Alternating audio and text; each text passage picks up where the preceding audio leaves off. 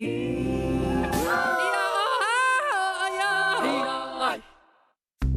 U.S. presidential candidates go head-to-head in their first televised debate, but who came out on top?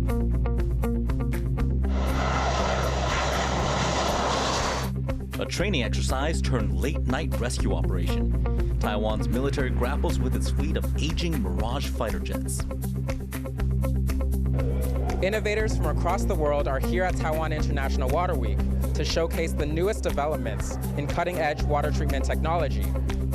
Plus, on guard, we get an exclusive look at Team Taiwan's top épée fencer, hoping to parry away the competition en route to the 2028 Olympics.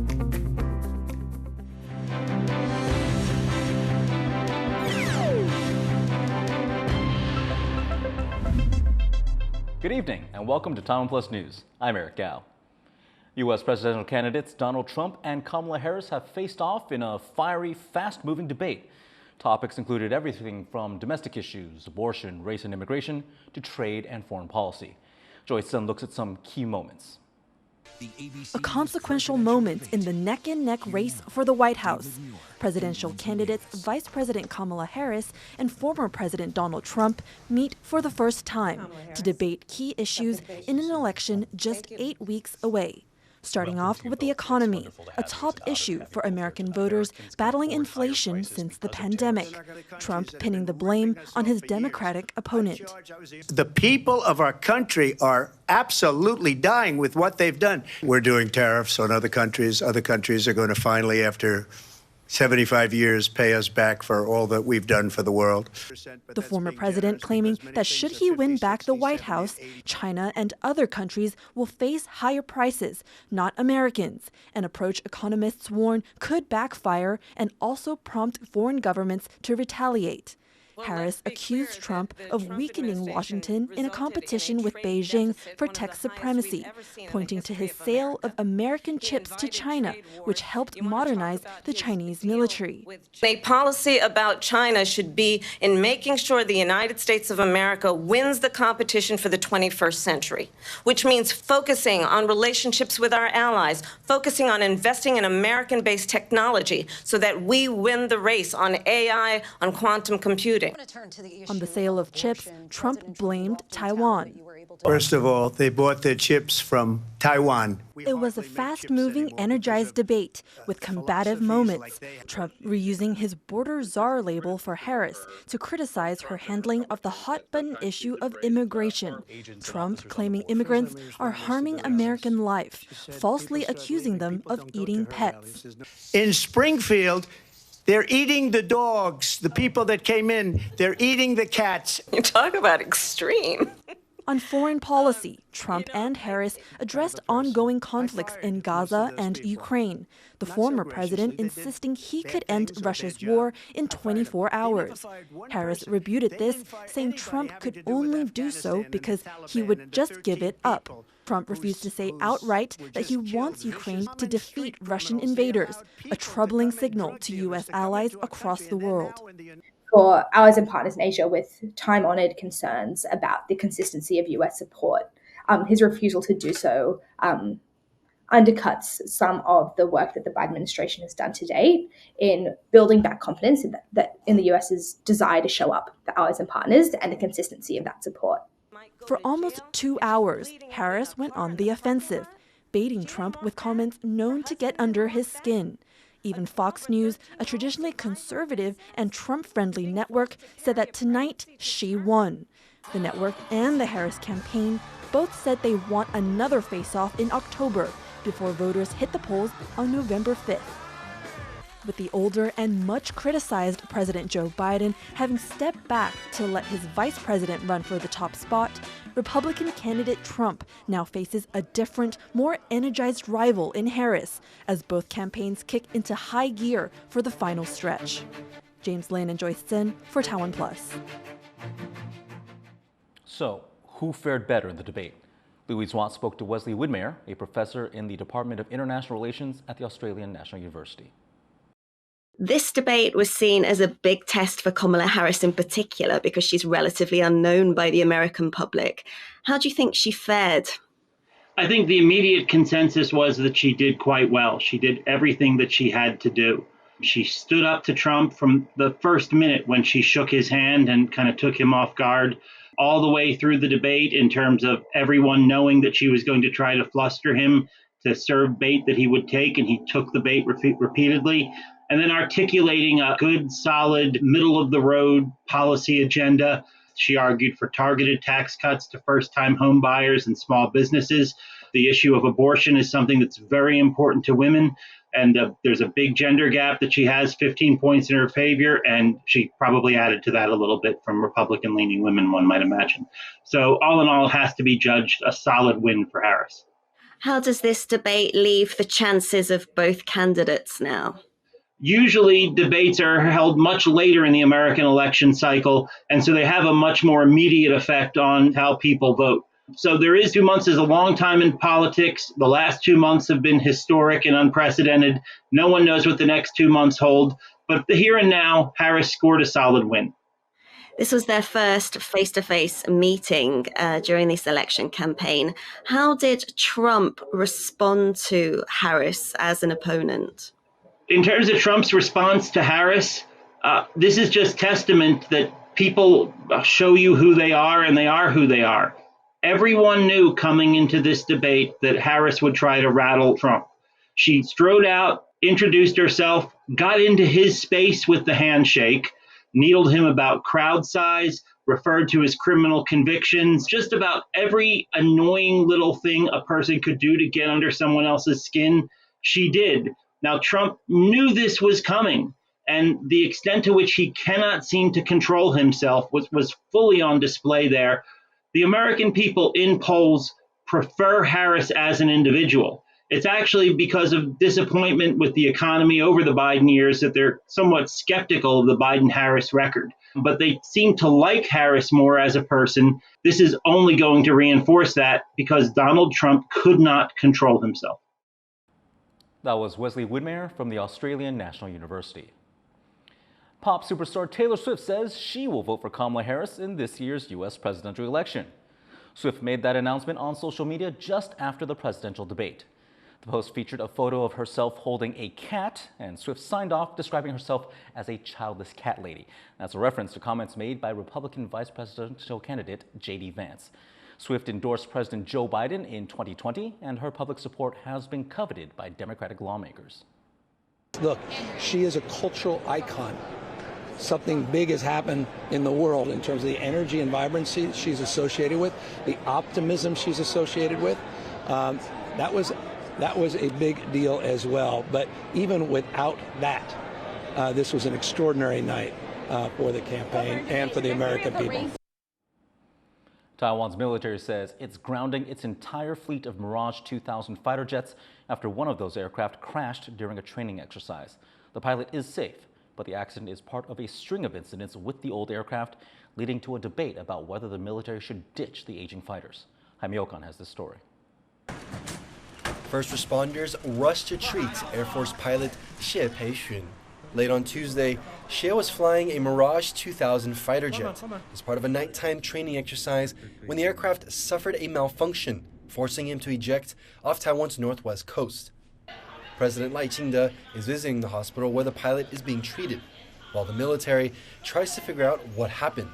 Officials say it was most likely a power supply issue.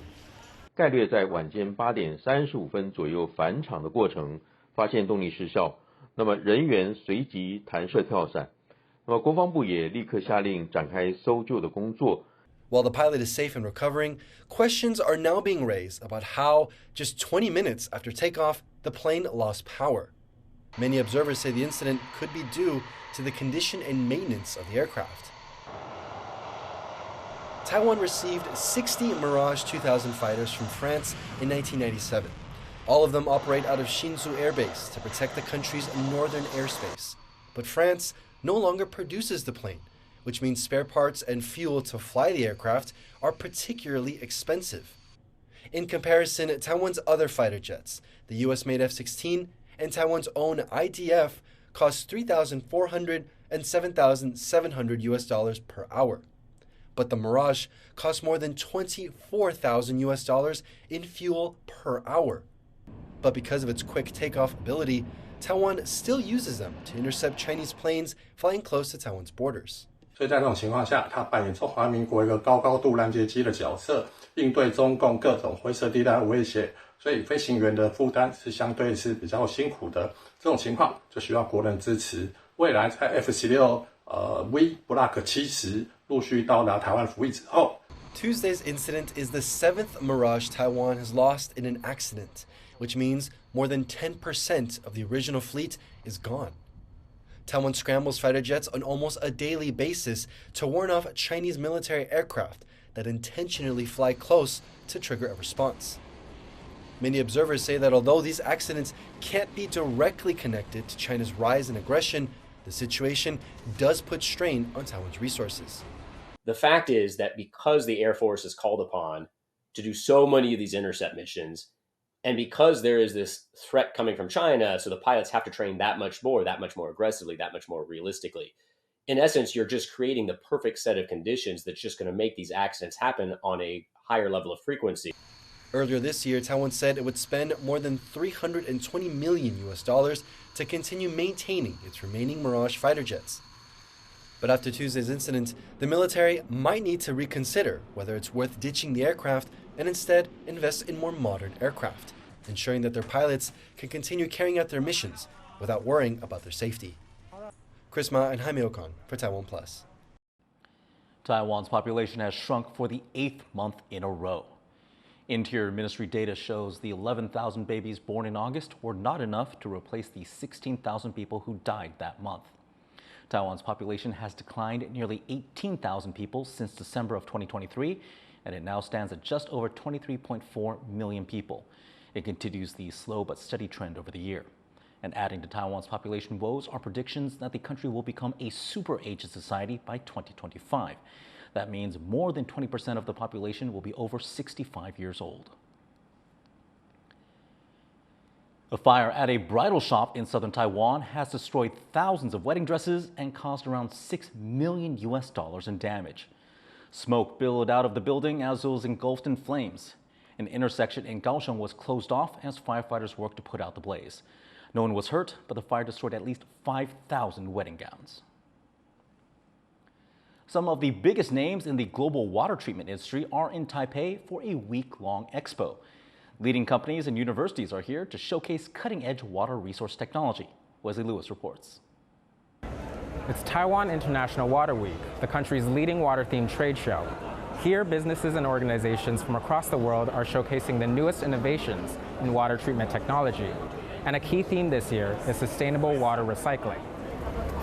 And this machine, made by a Japanese company, takes dirty water and purifies it so it's safe to drink.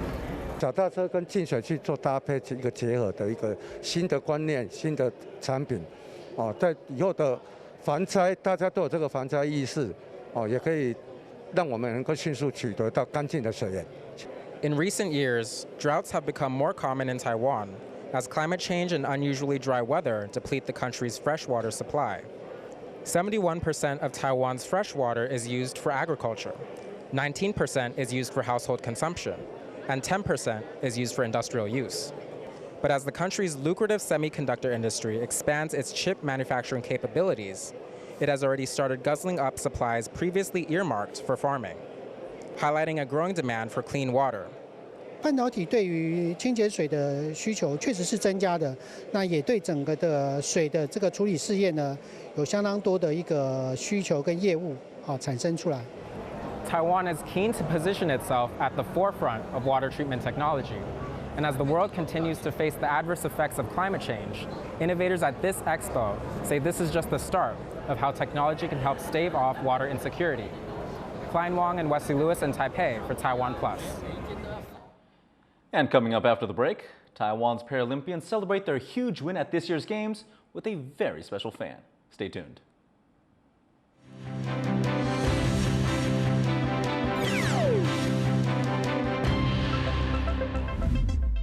Welcome back to a new season where we will be interviewing representatives of different countries and chambers of commerce. This is the best, and that's the abaya. This is years by years for all the generation. I'm gonna offer you macaron. Taiwanese and French. Belize has the second largest barrier reef in the world. Marine life there is crazy. We spend like the whole day there, eating, drinking, playing chess. I don't want to stay here anymore. I want to buy a ticket and fly out. In Taiwan, I discovered not only oolong tea, it's also the first cultural tea house of Taipei. So there's a lot of interesting things here that helps me get in touch with my heritage and culture. Here you can make some amazing local food and all new season. Wow Taiwan. Every Friday, 8:15 p.m. on TaiwanPlus.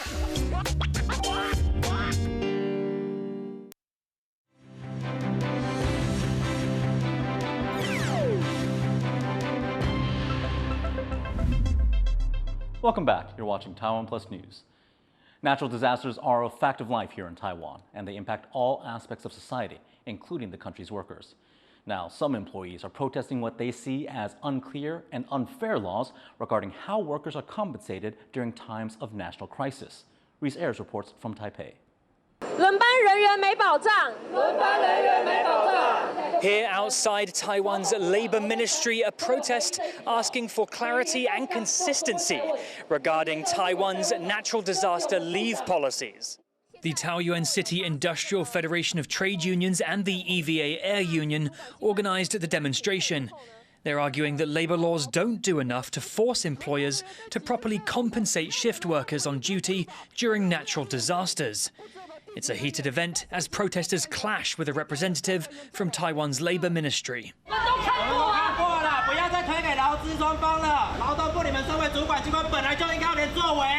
In the event of a severe typhoon or earthquake, Taiwan's central government may declare a natural disaster day for parts or all of the country. This happened most recently when Typhoon Kami struck in late July. For most people, that means a day off work without losing any pay. But for many shift workers who need to work regardless of the conditions, it's up to their employer whether or not to compensate them, and many choose not to. 基本上你那天如果排班了，然后你跟公司说我一样，我觉得很危险，然后我不能来上班，你请了假呢，你就会被扣薪水，拿不到薪水。那除了扣薪水之外呢，他还会在管理上呢去扣你的考绩。 That's unfair, the protesters say. They're demanding mandatory paid natural disaster leave for all workers, double pay for those that do work on disaster days, and transportation subsidies. All things they say will bring shift workers, like ground staff at airports, in line with the rest of the country's workforce. In a country all too familiar with natural disasters, how employers compensate their workers during times of crises remains a sensitive issue. Eason Pan, Kama Xu and Reese Ayers in Taipei for TaiwanPlus. Powerful storm has ripped through northern Thailand, causing flash floods and killing 4 people. Thousands of people are stranded in the country's north as water levels rise as high as 2 stories. Forecasters warn that further heavy rainfall is expected until next Tuesday, bringing the risk of more flash floods. The tropical depression is what's left of Typhoon Yagi, the most powerful storm to hit Asia this year. Before battering 9,000 households in Thailand, it killed at least 150 people in Vietnam after causing havoc in southern China and the Philippines. In Australia, violence broke out between protesters and police and an anti-war rally in Melbourne. More than 1,000 demonstrators had gathered outside a defense expo in the city. Authorities say they threw horse manure and liquid-filled bottles at police officers and attacked event attendees. Police responded with riot control weapons. Police say 24 officers were injured in the clashes and nearly 40 people have been arrested.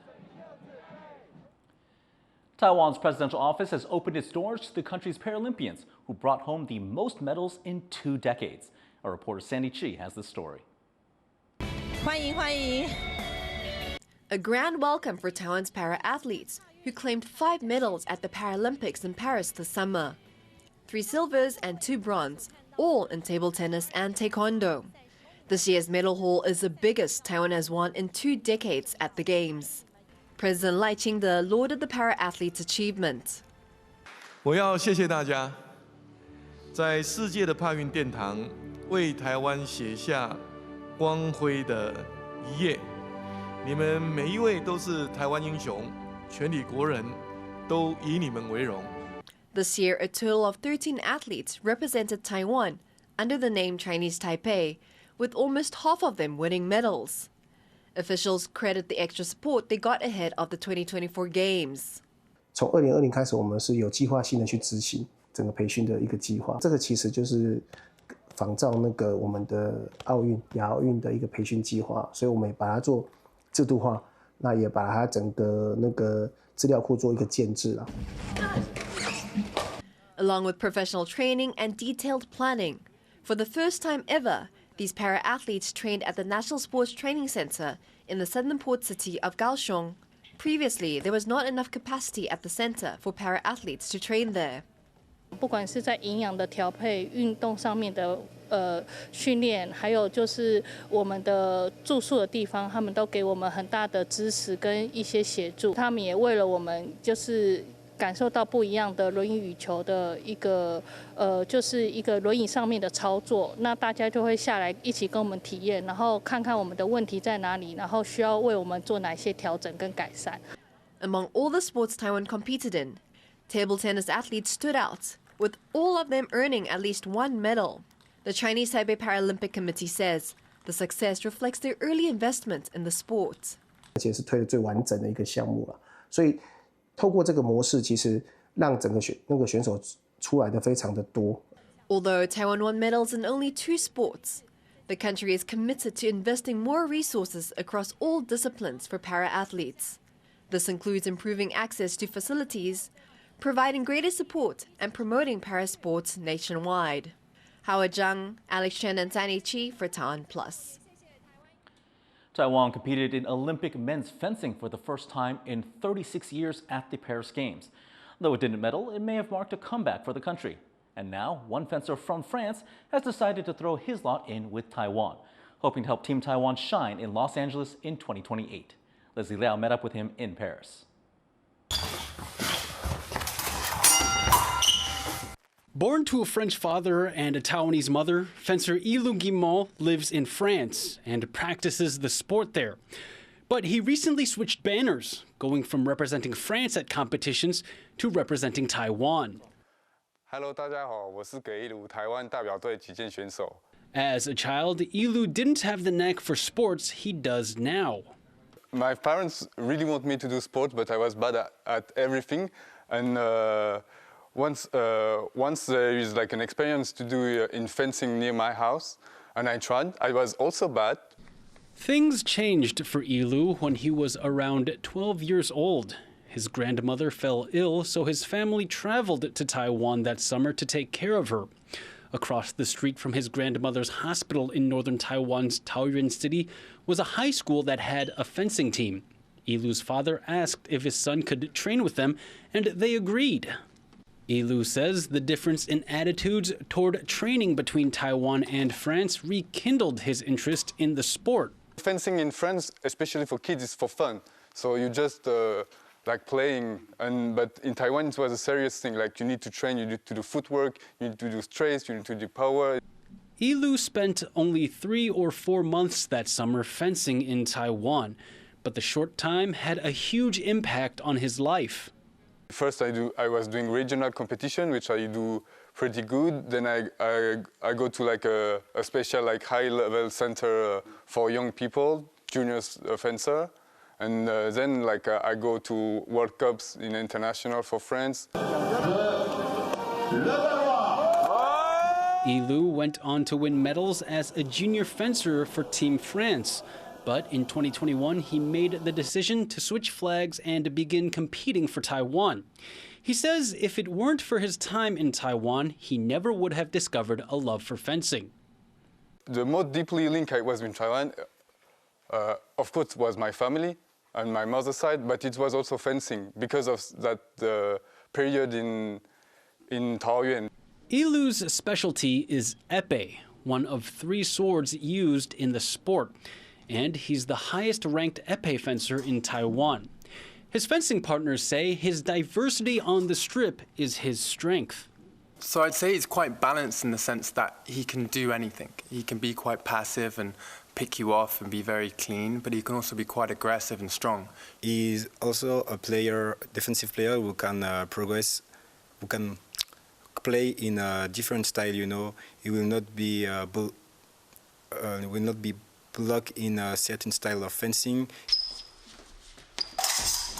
And with a keen knowledge of France's fencing culture and an interest in developing Taiwan's, Yilu wants to help elevate the sport in the country where his passion was lit. I saw like a whole bunch of talents you have in Taiwan. They just need to be a little bit pushed, and I want to be that push also for them. Yilu missed out on his chance to compete for Taiwan on his home turf at the Paris Olympics, but he's looking beyond, eyeing the Los Angeles Olympics in 2028. And hoping to help Taiwan secure its first fencing medal at the Games. Howard Zhang, Leon Lian, and Leslie Liao in Paris, France for TaiwanPlus. Thanks for joining us here on TaiwanPlus News. Grab our app or follow us on social media to get more updates from us. Finally, watch as these competitors send pucks flying at up to 300 kilometers per hour. It's a centuries-old sport from Switzerland called Hornussen. I'm Eric Gao. Take care, and we'll see you next time.